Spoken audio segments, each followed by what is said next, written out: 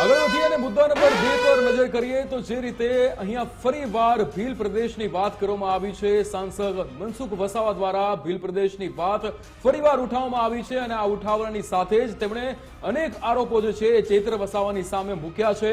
એમણે એવો પણ આરોપ લગાવ્યો છે કે આ વસાવા એન્ડ પાર્ટીએ ધોળા દિવસે તારા દેખાડવા જેવી વાત કરી રહ્યા છે। આ વાત એમણે નર્મદામાં ભાજપ દ્વારા આંબેડકર સન્માન સભાનું જ્યારે આયોજન થયું હતું ત્યારે કરી હતી અને કાર્યક્રમમાં સાંસદ મનસુખ વસાવાએ ભીલ પ્રદેશની વાત ઉપાડતા એમણે અનેક આરોપો ચૈત્ર વસાવા પર કર્યા હતા।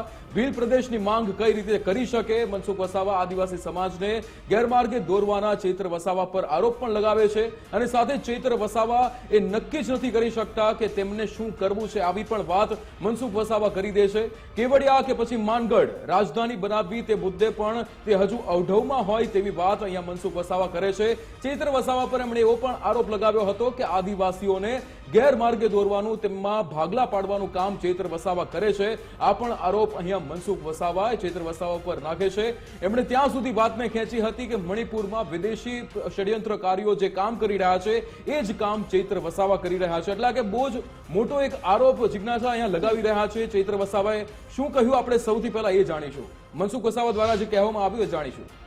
કેટલાક અલગ અહીંયા કહે છે ને અલગ ભીલ પ્રદેશ આ ધોળા દિવસે પેલા શું તારા દેખાડવાની દિવસે વાત કરે છે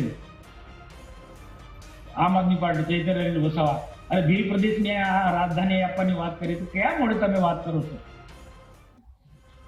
ઘડીકમાં ભીલ પ્રદેશ રાજસ્થાનમાં હેડક્વાર્ટર ત્યાં હશે, ત્યાંના લોકો રાજસ્થાનના લોકો કે પેલું કયા ડુંગર ગુરુ ગોવિંદ માનગઢ, એ માનગઢમાં રાજધાની હશે। રાજસ્થાનના આમ આદમી પાર્ટીના કે બાપ પાર્ટીના એમની એક સાથે જોડાયેલા છે। એક રાજસ્થાનમાં અમારું રાજધાની માનગઢમાં, ચૈતર વસાવા એમ કે કેવડિયા કોઈને મારે રાજધાની, અરે તો એક પહેલી વખત એક જ ધારાસભ્ય છે અને એક સંસદ સભ્ય પણ તમારી પાસે નથી, તો તમે કઈ રીતના 4-500 રાજ્યમાંથી પણ આપણા લોકોને કેવું જોઈએ આદિવાસીઓમાં ભાગલા પડો, આદિવાસીઓને વિચારધારાથી અલગ કરવાનો કેટલાક વિદેશી ષડયંત્રકારીઓ છે એનો આ લોકો હાથો બની રહ્યા છે। એટલે જે રીતે મનસુખ વસાવા જે આરોપ લગાવી રહ્યા છે ચૈત્ર વસાવાની સામે, ભીલ પ્રદેશની માંગ કેમ કરી શકે અને સાથે જ એમણે એવું પણ કહ્યું કે મણિપુરમાં જે વિદેશી ષડયંત્રો જે કામ કરી રહ્યા છે એ જ કામ ચૈત્ર વસાવા કરી રહ્યા છે, ભાગલા પાડવાનું કામ કરી રહ્યા છે। હા, એટલે વિક્રમ, આ પ્રકારે ચૈતર વસાવા અને મનસુખ વસાવા આરોપ પ્રત્યારોપ કરતા હોય એ બહુ જૂની વાત છે, કારણ કે ચૈતર વસાવા અને મનસુખ વસાવા બંને આદિવાસી સમાજનું ચહેરો છે। એટલે હા, આપણી સાથે સાંસદ મનસુખભાઈ વસાવા જોડાઈ ગયા છે। મનસુખભાઈ, ગુજરાત ફર્સ્ટમાં આપનું ખૂબ ખૂબ સ્વાગત છે। કાર્યક્રમ હતો આંબેડકર સન્માન સભામાં અને તમે ચૈતર વસાવા પર સીધા જે આક્ષેપો કર્યા છે કે સમાજમાં ભાગલા પાડવાનું કામ કરે છે, આદિવાસીઓને ગેરમાર્ગે દોરી રહ્યા છે, આવું કેમ?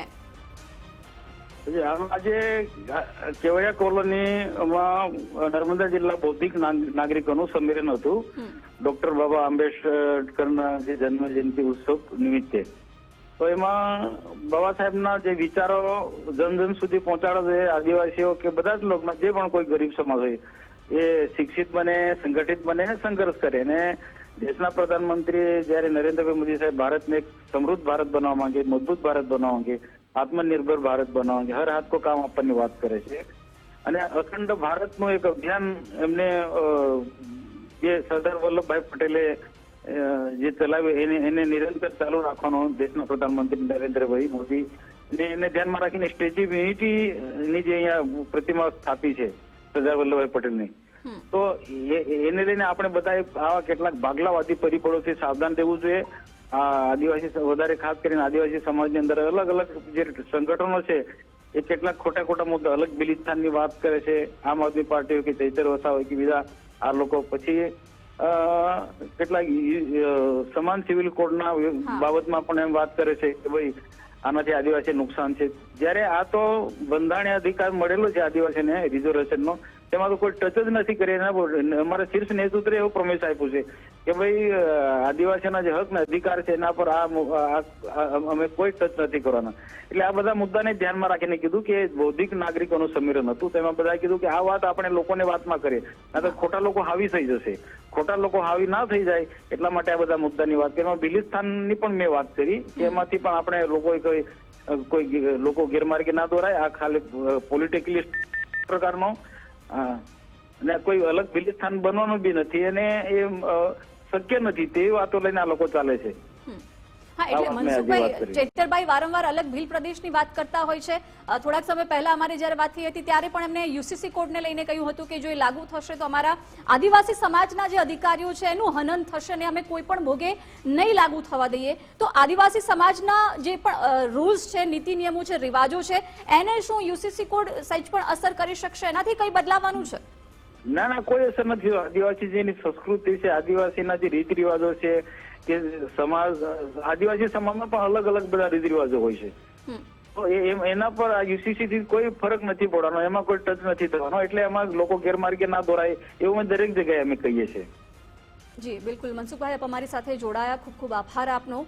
તો જે પ્રકારે ચૈતર વસાવા છે એ જ્યારે પણ અલગ અલગ કાર્યક્રમોમાં પહોંચતા હોય છે, લોકોની વચ્ચે પહોંચતા હોય છે, ત્યારે એ અલગ ભીલ પ્રદેશની વાત કરતા હોય છે અથવા એ આદિવાસીઓના હિતોની વાત કરતા હોય છે, એમના મુદ્દાઓને આગળ વાત કરતા હોય છે. પરંતુ જે પ્રકારે મનસુખભાઈ વસાવાએ પણ કહ્યું કે યુનિફોર્મ સિવિલ કોડનો સતત ચૈતર વસાવા વિરોધ કરી રહ્યા છે અને કહી રહ્યા છે કે અમે આ મામલે ખૂબ સખ્તપણે વિરોધ નોંધાવીશું અને તેને લાગુ નહીં થવા દઈએ, કારણ કે આના કારણે અમારા જે આદિવાસી સમાજના રીતિ રિવાજો છે એના ઉપર તરાપ આવશે. જો કે મનસુખભાઈ જણાવી રહ્યા છે કે આ પ્રકારે યુસીસી લાગુ થવાથી એના પર કોઈ અસર નહીં થાય. પરંતુ આજે જ્યારે આંબેડકર સન્માન સભાનું આયોજન હતું ત્યારે પણ ફરી એક વખત મનસુખભાઈ